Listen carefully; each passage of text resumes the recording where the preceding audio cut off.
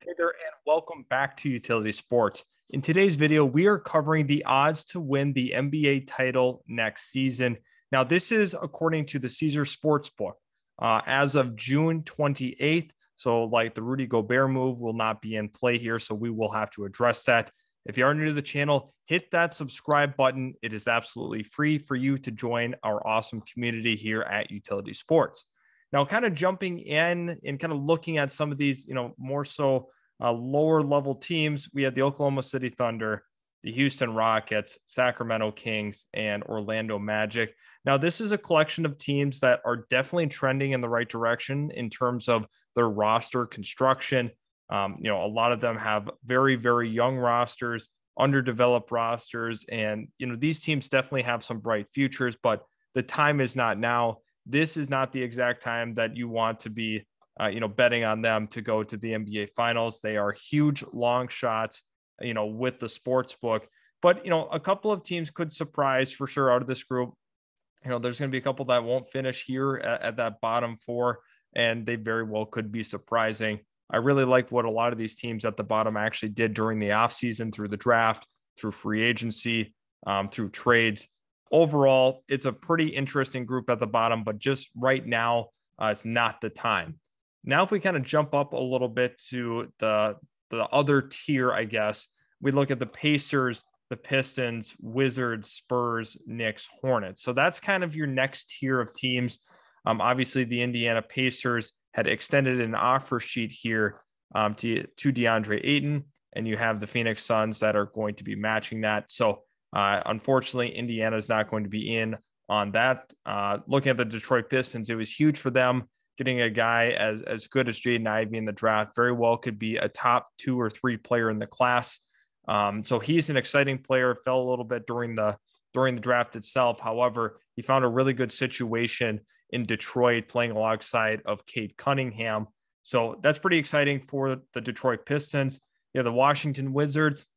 Obviously getting Bradley Beal back was a huge deal for them. Now, the question becomes, is he going to be a guy that gets traded through the duration of his contract? We don't really know. Obviously, he's going to have to sign off on whatever trade is accepted if they do. Otherwise, are they looking to kind of build around him and Kristaps Porzingis? That's the big question I have to ask myself and us as viewers of the NBA. We need to figure out what the Wizards are exactly doing. A couple collection of nice young players. However, I feel like they're kind of stuck in the middle, trying to be in a transition, but also keep Bradley Beal, which that very well could turn into a lot of assets down the road. Obviously, we have the San Antonio Spurs. Once again, the San Antonio Spurs are in a really interesting position because, moving on from DeJounte Murray was a tough decision. They got a very, very fair trade package for him. So the San Antonio Spurs are a team that we have to consider as this is going to be, once again, another transition year. With how great of a coach Greg Popovich is, I just don't think that roster is super conducive for winning and really making it far. Even they very well could flirt with that play-in, but I'm not exactly sure.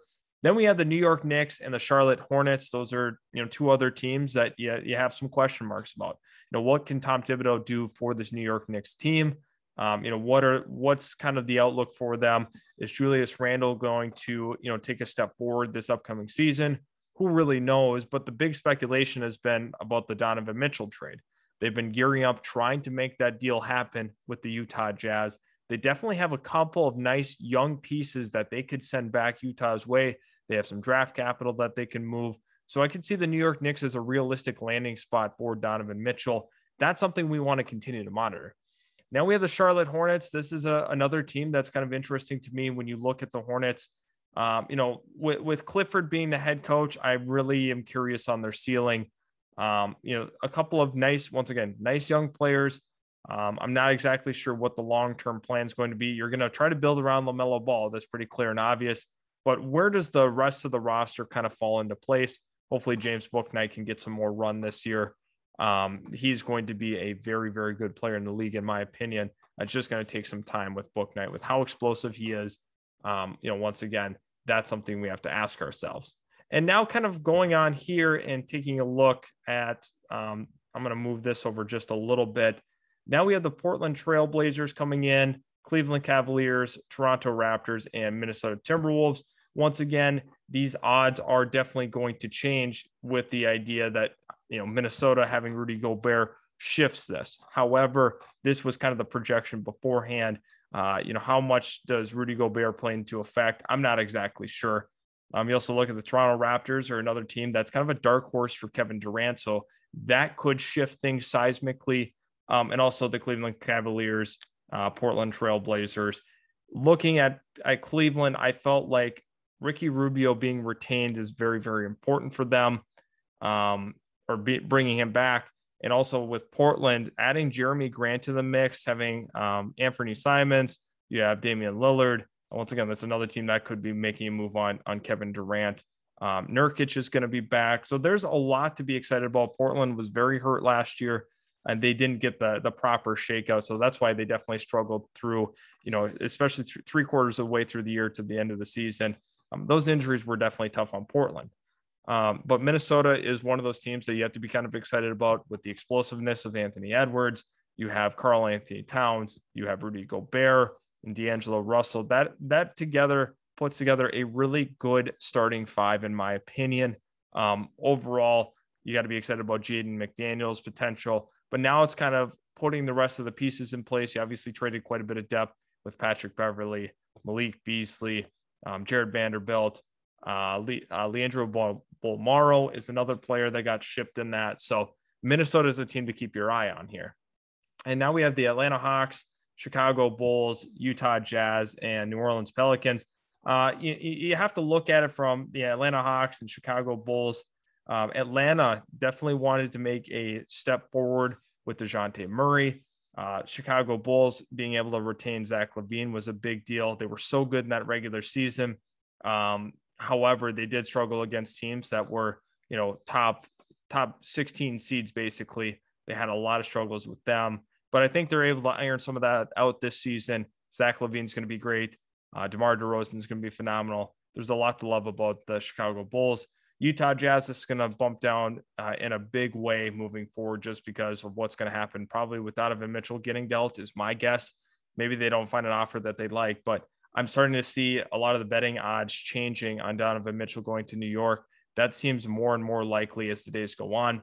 Next, we have the New Orleans Pelicans. New Orleans Pelicans are a team that they have a really nice collection of young players.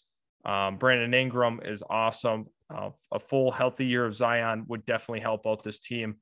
Beating the Clippers in the play-in was a big deal for this franchise. The Clippers are very, very good. Very, very good. They were in the Western Conference Finals the previous season, and then all of a sudden they went up against the Pelicans in the play-in. No Paul George really helped out that situation for them. However, a lot to build around there. And now we have the Denver Nuggets and the LA Lakers. Denver's going to be healthy. They were hurt all of last season. Jamal Murray is going to be a big, big deal for them moving forward. Then you got the LA Lakers. However you want to kind of dissect what they are, at the end of the day, there's a possibility that Kyrie ends up going there, and also the fact that you have LeBron, you have a chance. LeBron's going to have to do a lot of the heavy lifting. You're going to need a very, very healthy Anthony Davis. Once again, take that with a grain of salt, but the Lakers should still be on people's radars if a lot has to go right for them in order to, really keep climbing these odds. Now we got the 76ers and Heat, two powers in the Eastern Conference. The 76ers securing James Harden, having Joel Embiid. For them to be together a full season is going to help with the chemistry wise. And, I think Philadelphia is pretty interesting. Miami, they just play an all around great game. So Miami is obviously in contention here. They're a tough team to beat in the playoffs. Jimmy Butler is a true playoff warrior. Eric Spoelstra is great at making adjustments in the postseason. So Miami Heat. Then you go ahead and you move up to Memphis and Dallas. I think when you look at the Memphis Grizzlies, they've done a great job developing talent, and they have a very, very deep roster. John Morant was absolutely excellent this past season. So his, rise into superstardom has been the big catalyst for this team. Obviously, they've had a lot of other players step up. Desmond Bane has been lights out. Especially last season, he was terrific. looking at the Dallas Mavericks, them picking up Christian Wood in that trade was, to me, a game changer, a guy that can average 18 in a game for the Dallas Mavericks, potentially 20 a game. Luka Doncic is going to get him a lot of open looks from a lot of different places on the floor. So the Dallas Mavericks are scary, given they lost Jalen Brunson.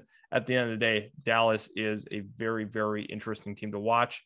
Then you have the Phoenix Suns and the Milwaukee Bucks. You can't speak enough on how talented the Phoenix Suns are. We saw it throughout the course of the regular season. Obviously, taking an earlier exit than we initially had, diagnosed going into the playoffs. That's a big deal. You also have the Milwaukee Bucks. You have Chris Middleton. You have, Drew Holiday, and you also have Giannis. So, a lot of it depends on the health of Chris Middleton and where he's going to be sitting. But, let's just even discount him. They're still a really good team with Drew Holiday, with, Giannis. There's a lot to love about the Bucks. Mike Budenholzer is a very, very good, very, very good head coach regardless. And that's a reason why they continue to stay up here. Then you have the Brooklyn Nets, the LA Clippers, and then the Boston Celtics.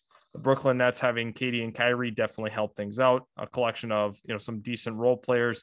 What is Ben Simmons' outlook going into next year? A lot of factors going into this one, assuming they're completely healthy and everybody stays, which is a long shot, in my opinion, for all of that to happen.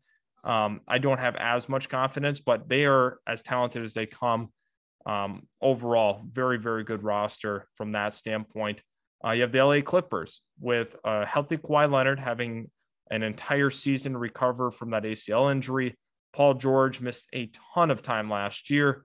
That's going to be very, very awesome for the Clippers to get back their 2-star wings. Bring in John Wall. They've been looking for a point guard for some time. Reggie Jackson coming off the bench. Nicholas Batum being back. Amir Coffey being back. Luke Kennard. Marcus Morris. This is a very good group heading back for the LA Clippers. So keep an eye on them. I think they're very, very worthy of being up in this area.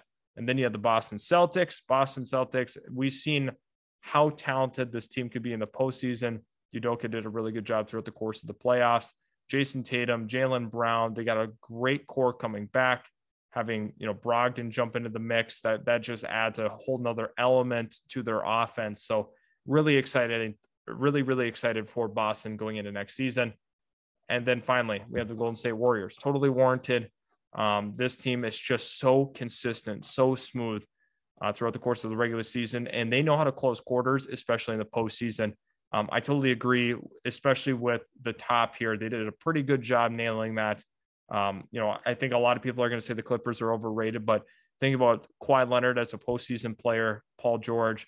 That's a team that's, people are not going to love them being at 3, but I think it is justifiable knowing how good this team can be with all of their guys healthy. And then also adding a guy like John Wall into the mix. It's going to put a lot of pressure on a defense. And plus defensively, you have one of the better defensive point guards in the league and John Wall. Obviously, we know Paul George and Kawhi, how good they are defensively. So LA Clippers, interesting at plus 700. The Warriors as well, very, very justifiable, especially, with the top 3. I totally get that from a lot of different angles. Hey, I appreciate you guys watching this video. Make sure that you hit the subscribe button if you are new to this channel. Also, leave a like on today's video if you did enjoy the content. It was a lot of fun making this, and I can't wait to see you guys in the very next Utility Sports video.